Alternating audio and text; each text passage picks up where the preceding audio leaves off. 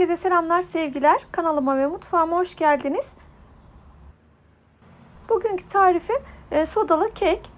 İçinde süt, yoğurt olmadan tam ölçülü, çok güzel kabaran, içi de çok güzel pişen bir kek oldu. Siz de böyle güzel bir kek yapmak istiyorsanız videomu sonuna kadar izlemenizi tavsiye ederim. Buyurun hemen tarife geçelim. Hamuru için karıştırma kabına 3 tane yumurta alıyorum. Küçük Türk kahvesi fincanıyla 5 fincan şeker ekliyorum. Malzeme listesini videonun açıklamalar bölümüne ekleyeceğim. Oradan da bakabilirsiniz. Şekerle yumurtayı iyice çırpalım. Mikserin yüksek devrinde en az 6-7 dakika yumurtalar beyazlaşıp köpük köpük olana kadar çırpalım. Buradaki en önemli püf noktası malzemelerin oda sıcaklığında olması. O yüzden yumurtaları buzdolabından en az 20 dakika önce çıkartalım. Yumurtaları iyice çırptım.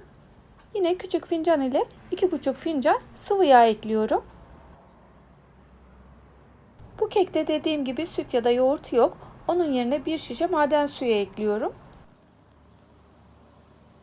Evinizde süt ya da yoğurt yoksa ya da hafif bir kek yapmak istiyorsanız maden suyuyla mutlaka deneyin derim. Gerçekten çok güzel oluyor. Şimdi kek hamuruna ununu ekliyorum. Un ölçümde yine fincan ölçüsüyle 8 fincan. Ama unun kalitesine göre, kullandığınız yumurtaların büyüklüğüne göre un miktarı değişebilir. O yüzden önce 7 fincan unu eleyerek ekliyorum. Daha sonra az gelirse tekrar ekleyeceğim. Unun üzerine 1 paket vanilya, 1 paket de kabartma tozu ekliyorum. Bu arada mikserimi kaldırdım. Artık mikserle değil, spatula ile karıştıracağım. Aşağıdan yukarıya doğru aynı yönde hamuru karıştırıyorum. Buradaki püf noktası unun içinde topak topak kalmadan homojen kıvam elde edene kadar sabırla karıştırmak.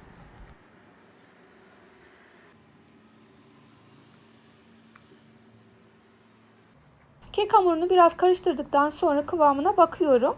Halen un istiyor. Kalan 1 fincan unu da ekliyorum. Böylece 8 fincan una tamamlamış oldum. Dediğim gibi siz de unu kontrollü ekleyin. Ne çok katı bir hamur olsun ne de çok cıvık olsun.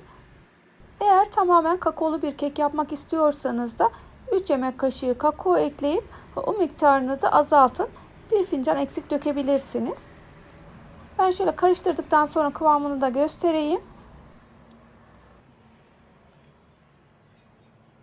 Bakın çok cıvık olmayan ama akışkan bir kek hamuru elde ettim.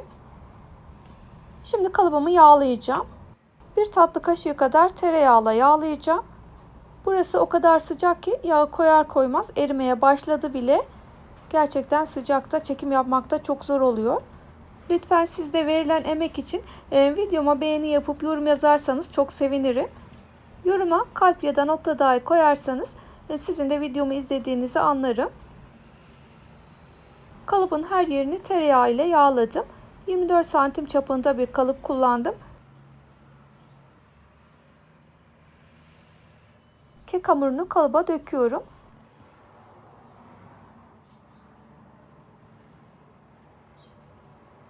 Sade kakaolu karışık bir kek yapacağım. O yüzden hamurun birazını ayırdım. Böyle 1,5 su bardağı kadar ayırmanız yeterli olur. Ayırdığım hamurun içine 1 yemek kaşığı da kakao ekliyorum. Yine spatula ile karıştırıyorum. Hamura kakao ekleyince dediğim gibi hamur biraz sertleşiyor. Siz isterseniz hamura ekleyeceğimiz son fincan unu eklemeden önce hamurdan biraz ayırın ve ayırdığınız hamura kakao ekleyin. Kıvamı daha güzel olacaktır.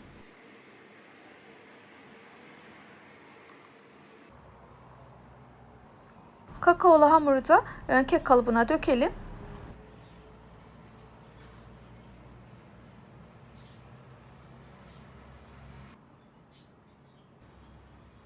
Keki biraz daha şekillendirmek için çöp şişle kekin üzerinden böyle spiral şekiller çiziyorum. Bu arada fırını da 180 dereceye ayarladım. Fırın iyice ısındıktan sonra keki fırına vereceğim. Fırına koymadan önce kek hamurunun havası çıkması için yere 3-4 kere sert bir şekilde vurdurdum. Kek kalıbını fırının ortasından bir kademe alta koydum. 180 derecede 35 dakika pişirdim.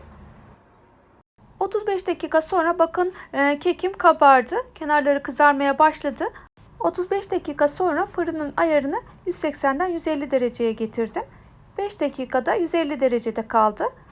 Alt üst rezistanslı fanlı ayarda pişti. 35 dakika dolmadan fırınınızın kapağını açmayın. Daha sonra çöp şiş ya da bıçakla pişip pişmediğini kontrol edebilirsiniz. Kekim tam istediğim gibi güzel kabardı. Şimdi pişip pişmediğini kontrol edeceğim. Çöp şişle bakıyorum. Benim kekim pişmiş. Eğer pişmediğini düşünüyorsanız 150 derecede biraz daha kekinizi pişirebilirsiniz. Kekim kalıpta biraz ılıdıktan sonra ters çeviriyorum.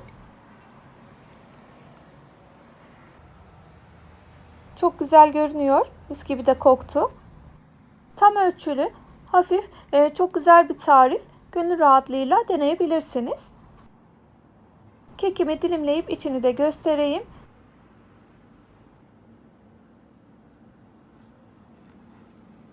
Siz de küçük püf noktalarına dikkat ederek yaparsanız çok güzel, böyle harika bir kek yapabilirsiniz.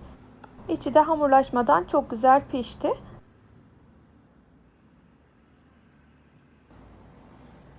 Puf puf kabaran, içi dışı çok güzel pişen, ufak dokunuşla da içi çok güzel görünen harika bir kek oldu. Umarım siz de dener ve beğenirsiniz. Lütfen beğenilerinizi, yorumlarınızı eksik etmeyin. Tariflerimi Instagram sayfamda da paylaşıyorum. Linkini yoruma ve açıklamalar bölümüne ekleyeceğim. Beni oradan da takip edebilirsiniz. Tariflerimi denerseniz de Instagram'da benimle paylaşırsanız sevinirim. Beni dinlediğiniz, videomu izlediğiniz için çok teşekkür ederim. Başka tariflerde, başka lezzetlerde görüşmek dileğiyle. Mutfağınızdan bereket hiç eksik olmasın. Sağlıcakla kalın, hoşça kalın.